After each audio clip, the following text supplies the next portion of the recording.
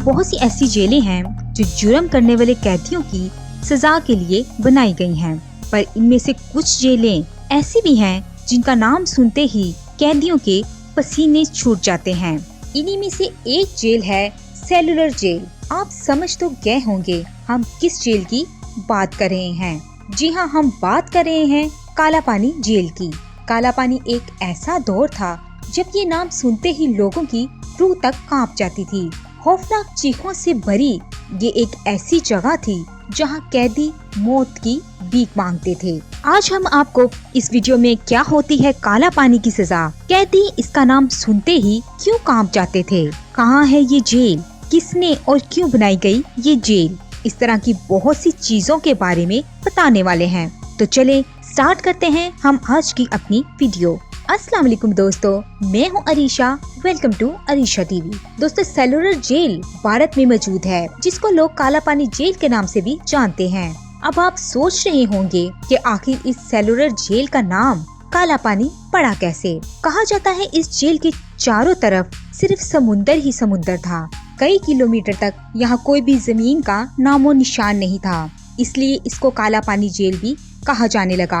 British हुकूमत ने इस जेल का इस्तेमाल आजादी की जंग में हिस्सा लेने वाले लोगों को सजा देने और कैद करने के लिए किया जाता था। इस जेल को बनाने का ख्याल ब्रिटिश हुकूमत को 1857 में ही आ गया था और इसके बाद 1896 में इस जेल का असल काम शुरू करवा दिया गया। अंडमान निकोबार के घने जंगलात को काट कर जेल के लिए जगह खाली करने का काम शुरू कर दिया गया था, लेकिन वहाँ जंगल में काम करने वाले लोग सांप और बिच्छुओं के जहर से जिंदगी से हाथ धो बैठते थे। सबसे पहले यहाँ अंग्रेजों के लिए चर्च और कमिश्नर रूम बनाए गए। उसके बाद जेल की पूरी निगरानी के लिए जेल के बीचों बीच एक टावर बनाया गया। इस टावर पर सब पर नजर रखी जाती थी और साथ ही इस टावर पर एक बहुत बड़ा घंटा लगा हुआ था, जो किसी भी किस्म का खतरा महसूस होने पर बजाया जाता था। इसके बाद शुरू हुआ 7 शाखों में जेल बनाने का काम। हर एक जेल 3 मंजिल की बनाई गई और इसमें 696 सेल्स बनाए गए, ताकि यहाँ पर लाए गए कैदियों को अलग अलग रखा जाए।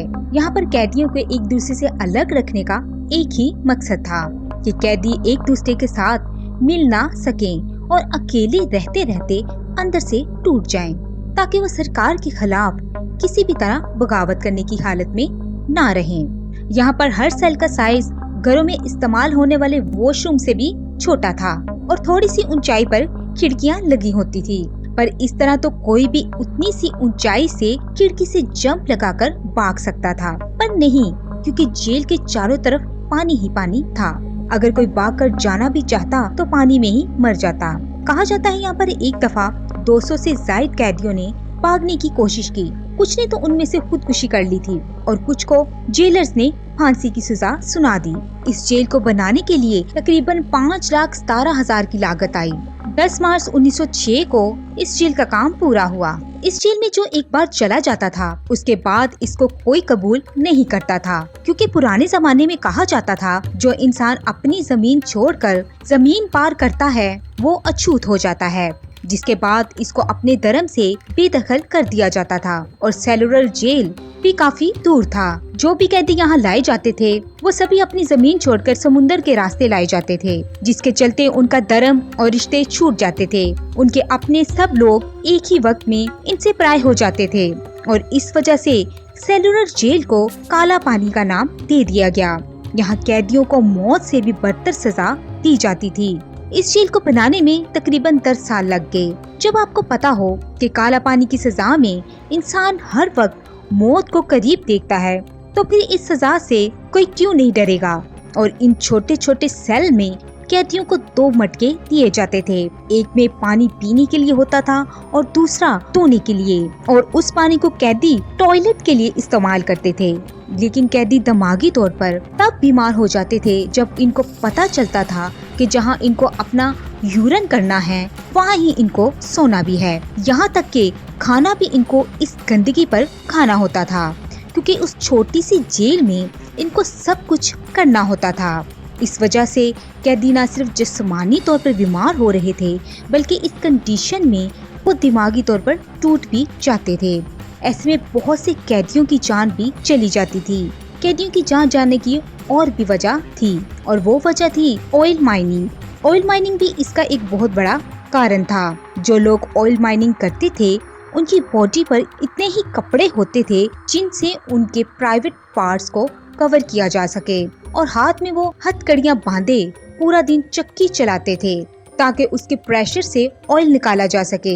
हर कैदी को ऑयल निकालने का टारगेट दिया जाता था, जो कि बहुत ही मुश्किल काम था, और टारगेट को पूरा करने के चक्कर में कैदियों के खून पसीने निकल जाते थे। पर फिर भी जो कैदी अपना टारगेट पूरा नहीं कर पाते थे, उनको बर्फ की स्लेट पर लटाकर चाबुक से उन पर वार किया जाता था।